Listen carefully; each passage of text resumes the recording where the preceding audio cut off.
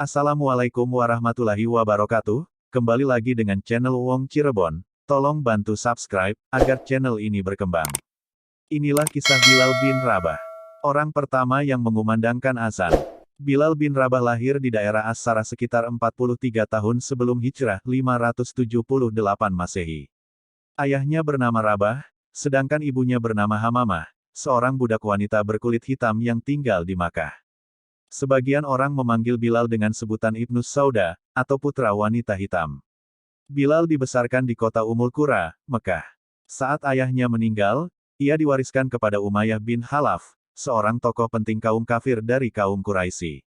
Bagaimana kisah perjuangan Bilal bin Rabah memeluk agama Islam? Kisah Bilal bin Rabah disebutkan dalam buku Bilal bin Rabah, Pengumandang Seruan Langit oleh Abdul Latif. Bilal bin Rabah hidup di masa jahiliyah, di mana orang-orang masih menganut agama nenek moyangnya yaitu menyembah berhala.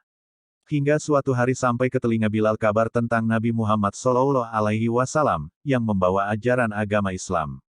Orang-orang Makkah banyak yang membicarakan Rasulullah, tak terkecuali Umayyah bin Khalaf, majikan Bilal.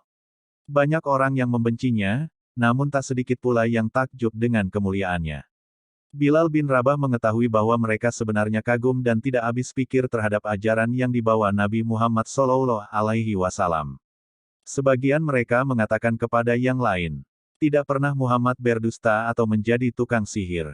Ia tidak pula sinting atau berubah akal.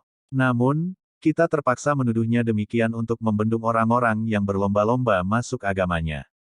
Kebencian kafir Quraisy saat itu justru semakin meyakinkan Bilal.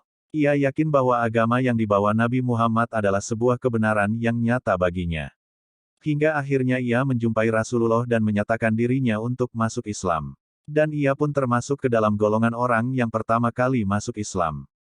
Setelah itu, berita rahasia keislaman Bilal bin Rabah tercium dan beredar di kalangan kafir Quraisy, termasuk Umayyah bin Khalaf. Mendengar budaknya masuk Islam, Umayyah sangat marah.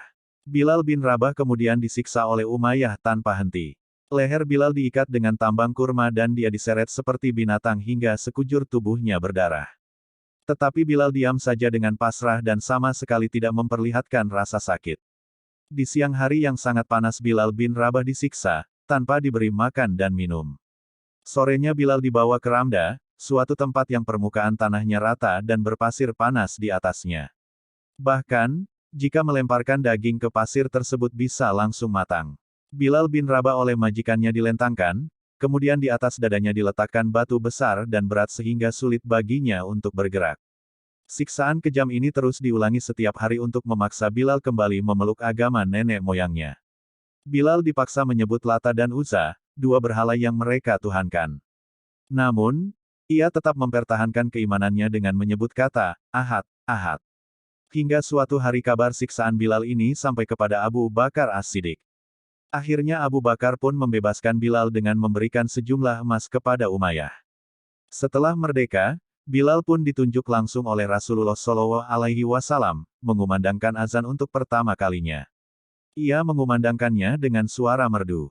Bilal pun terbebas dari belenggu budak yang selama ini mengikatnya. Ia selanjutnya dikenal sebagai muazin yang taat menjalankan segala perintah Allah dan menjauhi larangannya.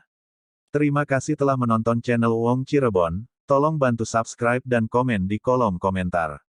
Assalamualaikum warahmatullahi wabarakatuh.